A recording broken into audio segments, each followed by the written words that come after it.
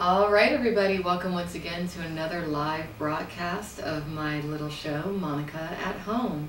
I am your lovely little chocolate tree of the evening, Miss Monica Foster, best known, of course, from my official website, www.monicaf.com, but also the website that I made specifically for this broadcast, monicaathome.com. Anyways, today was a pleasant treat because I came in the chat room and there are already people here, and that's always nice. And one of my favorite people, Mr. NYC Funk, will be moderating for me, I suppose, today. And lots to talk about because, of course, on the one day that I take off from Monica at Home, because I only do this show Monday, Wednesday, and Fridays, but Thursday, quite a happening occurred within the adult entertainment industry. The primary healthcare facility and STD testing facility, AIM, was temporarily shut down by California health officials. Now, it was due to a technicality and I guess their paperwork. Now, if you want to read about this, I will link up the story on Monica at Home after I edit and upload this broadcast. But yeah, AIM was temporarily shut down. And let me try to find the story. If you guys want to follow along with me, go to xbiz.com, my new favorite adult industry. Well, they've always been one of my favorite adult industry resources, but they're definitely one of my favorites right now, being that they, went over and beyond with promoting my new book, gettingintoporn.com, which I should have here to show you guys, so I'll have to get up and get it in a few minutes. But they ran my press release as the main story on Saturday on their website, and then I noticed that they also put it on xfans.com. Thank you, people at XBiz. Way to go, love y'all. So anyway, let me find this news story. Let's see, where does it start? Gosh, where does it even begin? Well, okay, AIM clinics shut down, working with county to reopen.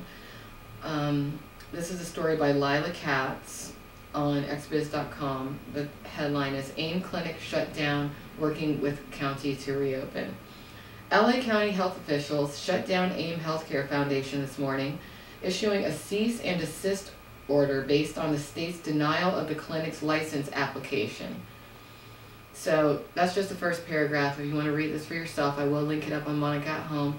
So basically what's happening right here is that from what I can assess, the AHF is trying to get AIM completely shut down, and Derek Burt's, aka Cameron Reed's, coming out about his HIV definitely doesn't help. But see, here's my personal thoughts on this. I think that AIM over the years has accumulated a lot of enemies. And I think the person who has the best solution for what AIM should do to rectify this entire situation is a gentleman by the name of Mike South, who has a blog about the adult entertainment industry as well, which is much more, he's more in the know than I probably could ever possibly be because he's worked for decades in adult entertainment.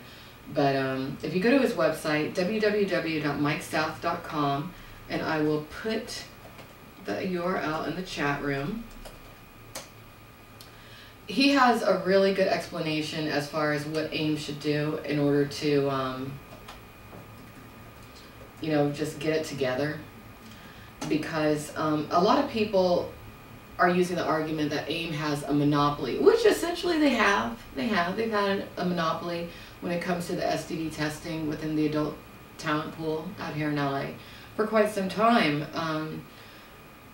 And I can kind of confidently say that because when I first got into the porn industry, I tested with a company called Talent Testing Service, which is based out of Southern California, which is where I shot my first couple of porn scenes. However, I still had a valid test from Talent Testing Services when I came out to LA to shoot with my then management, who was then Girls Inc., but now they're AMA Worldwide.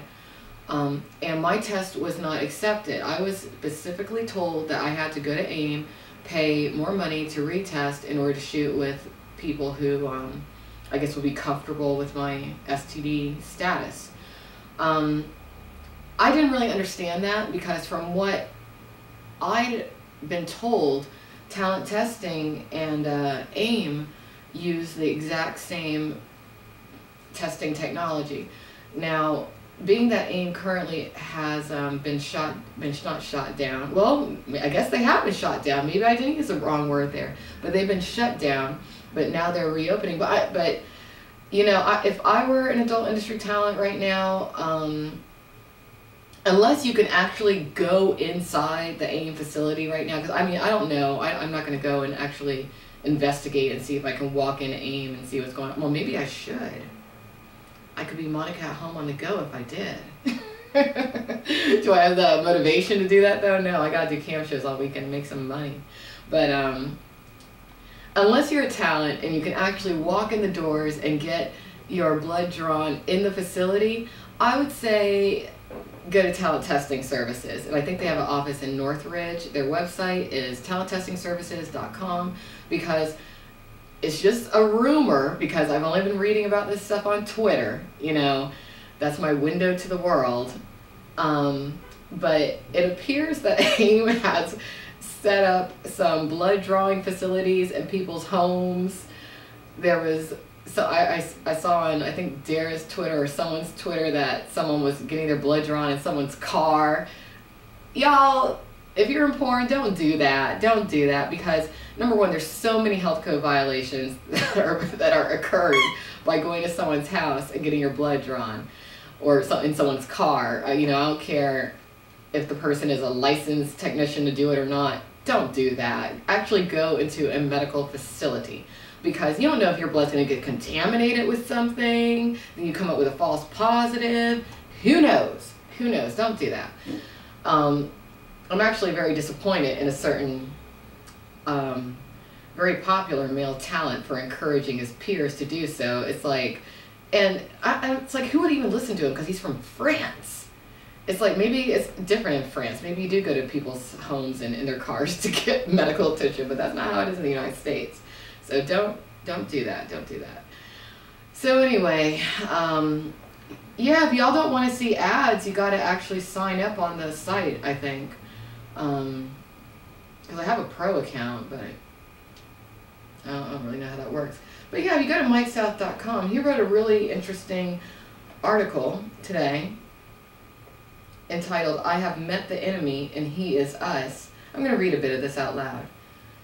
This is by Mike South. It says, "The whole AIM thing has people acting stupid, from an AIM employee using her home as a draw station, Manuel Ferreras suggesting that it's a good idea, to Jeremy Steele's girlfriend getting her blood drawn in a car. Then there's the people saying, South, why are you pointing this out? You shouldn't be outing them. These people don't know me very well, obviously. I have always put the performer's health and well-being above the politics, be it choking out performers or ass to mouth. I am not going to turn my head the other way when people in porn do really stupid shit, no matter who it is. But what I will do is tell AIM how to win this battle. They have very little time left, but it could be done, and hey, they don't even have to credit me for it. First, they need to identify the real enemy. I mean, other than themselves. They think it's AHF. It isn't. AHF is powerless without the help of state and particularly county officials. So there's the real enemy, LA County public health people. Without them, AHF can't do shit. And then if you want to read the rest, just go to MikeSouth.com. But I think he's right. I think he's right, because, I mean, I personally want to see the right people come into influence or power when it comes to caring for the health of the adult industry's performers, okay? I think that there needs to be a huge clean out of quite a few performers who, in my view, are very selfish in regards to potentially exposing their peers to STDs. I think they need to be cleared out. I think that production companies really need to bring back the era of the contract performer, because number one, it attracts a higher quality individual, and number two, I think that studios wouldn't have a person under contract. Now I don't know. I'm not sure. But I think that they have more influence over their lives and what they're doing. Not to say that anyone should tell anyone what to do in their personal life, but let's be real here. If you have a contract performer and they're getting paid at least enough money to where their basic living necessities are taken care of, they're going to be less likely to involve themselves in risky behavior, and they're going to be less likely to involve themselves around less savory individuals. So I think that people are going to have to become a little bit looser on the production end with their pocketbooks and their wallets, because really, you know, people are going to do risky stuff, especially in this economy, because they need money. And right now, you do have people trying to bully their way in to key areas of the adult entertainment industry, which, I mean, no one thinks about how much money an organization like AIM or Talent Testing Services or anyone actually makes. But I mean, think about it. You have every single adult talent going there every month to get tested and paying over $100 to do so. You know, even if you scaled that price down to like by, and I'm being, you know, generous here, but by like 50%, you're still making a huge chunk of change. So, you know, a friend of mine who runs another adult industry blog, which I think is very interesting, juliemeadows.com/blog, and I'll go ahead and put the URL in the chat room. She pointed out something that, I mean, I'm going to do my own research and try to figure out who some of these people are, but I want to know who runs Talent Testing Services, who runs any of the STD testing facilities that essentially might become competition to AIM. Because I sure as hell hope that none of these people who run these facilities have any ties to anyone who works for the state in regards to the healthcare, you know, officials who are really strong-arming AIM right now. And I'd be also very curious to see if any of these people who run these facilities have any association with, let's see, what's this dude's name? This AHF guy. Let me see what his name is again. Michael Weinstein. Yeah, I'm sure that someone's already digging into Weinstein's connections and past and everything. But yeah, it's, you know, Los Angeles is a small place. And sometimes you'll be very surprised to find out who knows who and who's in whose pockets. So, you know, that's something that, you know, was actually a huge story that broke over the past couple days, really just yesterday. And just to give a recap, on my last broadcast, and of course you can always go to monicaathome.com to watch the archive and find links and everything yourself. But, you know, there's recently been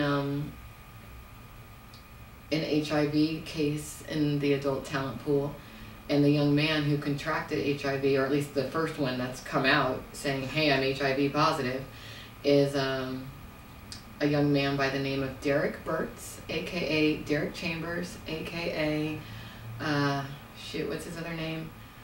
Cameron Reed.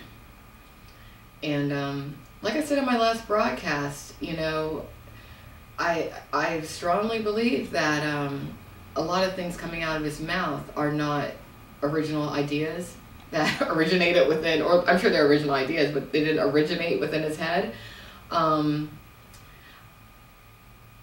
Someone's got to track down that Casey Brooks and get an interview, or at least her side of what's gone on, because there's already a lot surfacing about the young girl, and I think that she needs to have a proper forum of which to tell her side of the story and exactly what is going on with Cameron, aka Derek, and herself.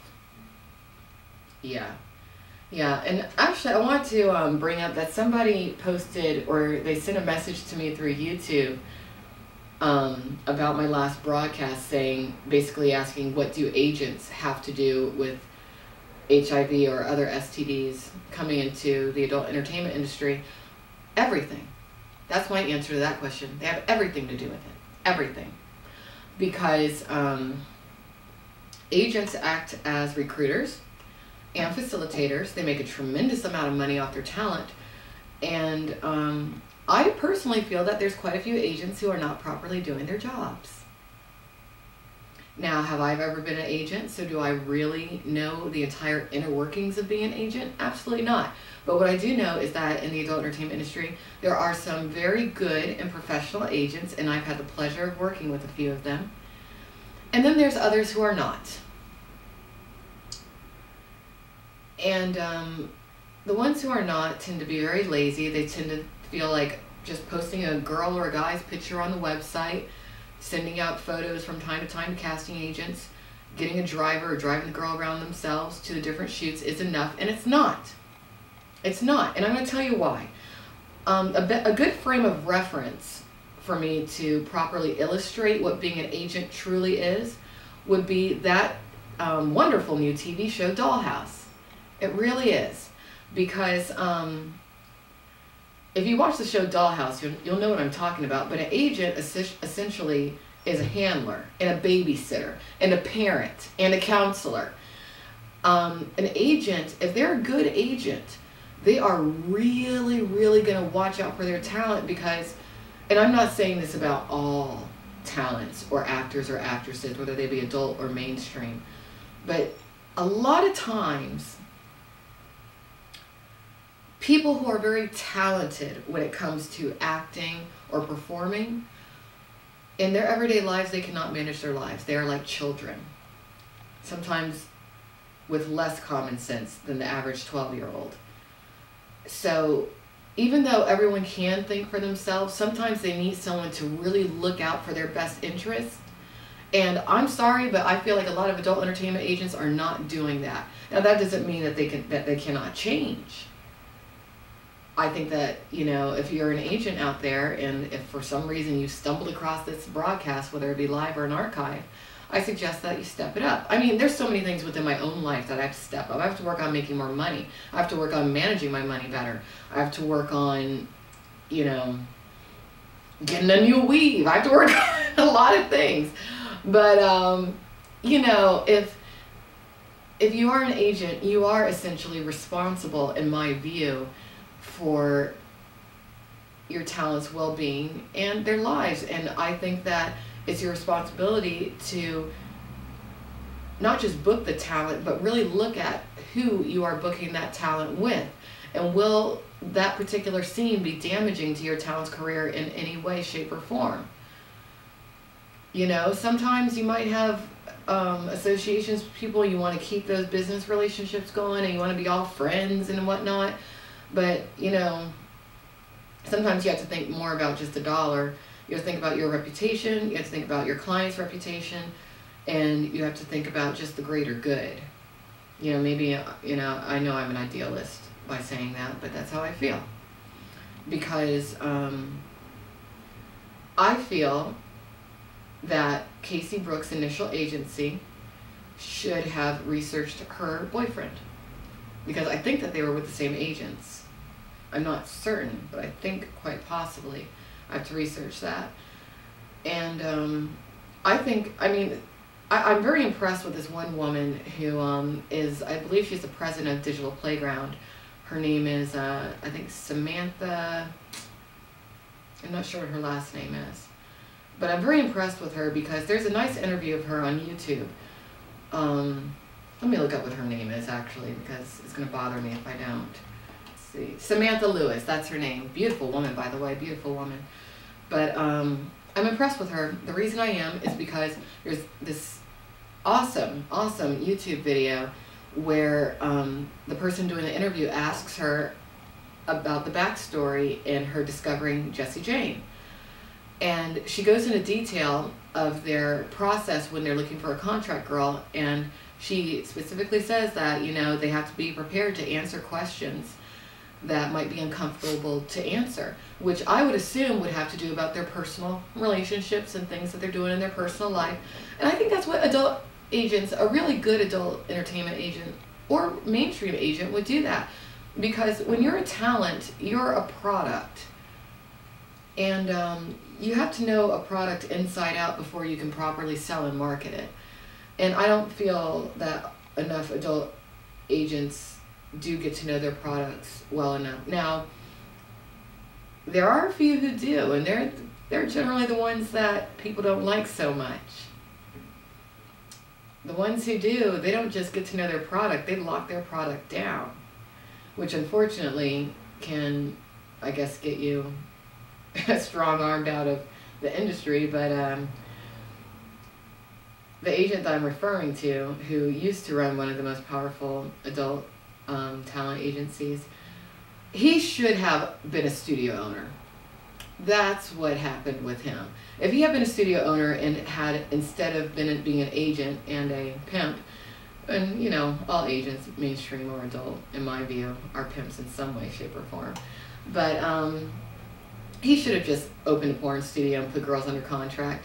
Then his behavior could have been a bit more justifiable. But I think that that's really going to end up being the new future of porn. I think that you are going to have a resurgence of contract girl companies coming back up again, because that's really going to be the only way that you'll be able to keep a certain group of people safe from STDs. I've noticed that a lot of contract companies don't necessarily put men under contract. Now, on the gay side of porn they do, but on the straight side not.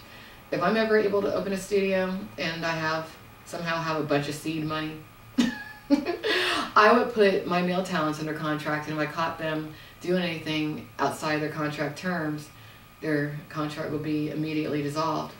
Because from what I can see, having an adult studio with contract stars is kind of just having a sex club. It's like a swingers club, really, without people being married, or sometimes people being married. So anyway, that's really all I have to say about that. So let's see, was there anything else I wanted to talk about? Let me see. I made some notes earlier today. And what's everybody drinking tonight? I'm drinking, this is actually a really nice Moscato with a little cranberry juice thrown in. In case you haven't, you've been living under a rock, I have published my first book, Getting Into Porn, The Handbook, a simple guide on the porn industry, by me, Monica Foster. And, you know, this is my first book. I'm actually working on my second one, which is just going to be my personal account of my journey into porn. But everyone buy my book, because it helps me, it helps these shows continue. And this really is a bit of a mini textbook on exactly what the porn industry is today. I mean, there's some things I could have put in it that I left out, but that's what every author does. But I'll just share with y'all the dedication. The dedication says, "This book is dedicated to those who are strong, confident, selfless, and fearless enough to empower others through sharing what they've learned on life's journey." Because for me, this book is not just about porn. It's about life. My life. And I'm sure a lot of people's lives. You know? I'm probably someone who, if you had known me growing up, you would never, ever, ever, ever have thought that I would have. Well, maybe you would have. It would depend on how well you know people. But you probably never would have thought I would have wound up in the porn industry. And I think that goes for quite a few women in porn. Men too. Men too. I think a lot of people judge adult performers and just people who work within the industry quite unfairly. Sometimes your judgment of people who work within the adult entertainment industry might be spot on. There are some of the worst people, but there's also some really interesting people. Really, that's the end of this broadcast. I'm glad everyone decided to tune in today, and I hope that you guys will check in with me again on Monday, 10 p.m. Pacific Standard Time, 1 a.m. Eastern Standard Time. And I'll see y'all later. I'll stick around to answer some questions and see what's going on in the chat. All right? Good night.